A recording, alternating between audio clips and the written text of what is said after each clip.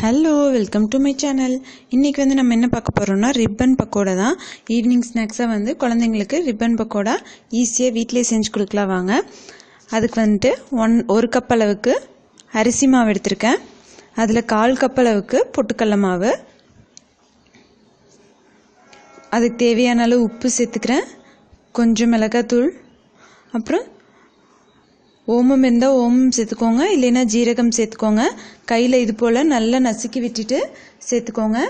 1 spoon அளவுக்கு 1.5 spoon அளவுக்கு butter சேர்த்துருக்கேன். பட்டர் வீட்டிலே எப்படி ரெடி பண்ணுறது, நெய் காய்ச்சறதுன்னு வீடியோ போட்டிருக்கேன். அதோட லிங்க் டிஸ்கிரிப்ஷனில் இருக்குது, செக் பண்ணிக்கோங்க.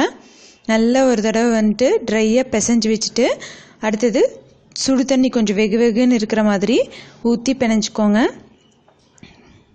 கொஞ்சம் திட்டு இல்லாமல் நல்லா உருட்டி பிணைஞ்சிக்கோங்க, கையில் ஒட்டாத மாதிரி.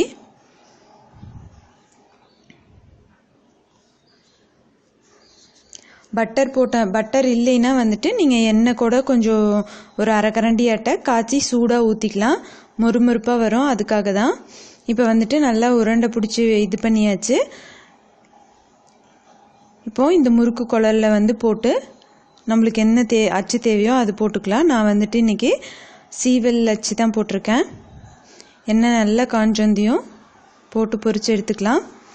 இது எப்படி ரெடி ஆயிடுச்சுன்னு தெரிஞ்சுக்கணுன்னா இந்த பபிள்ஸ் எல்லாம் கொஞ்சம் அடங்கிருச்சுன்னா இது வெந்துருச்சு, முறுமுறுப்பு ஆயிடுச்சுன்னு சொல்லிட்டு அர்த்தம்.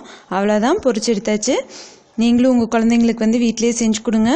இந்த வீடியோ பிடிச்சிருந்துன்னா லைக் பண்ணுங்கள், கமெண்ட் பண்ணுங்கள். மறக்காமல் தீபாஸ் கிச்சனை சப்ஸ்கிரைப் பண்ணுங்கள்.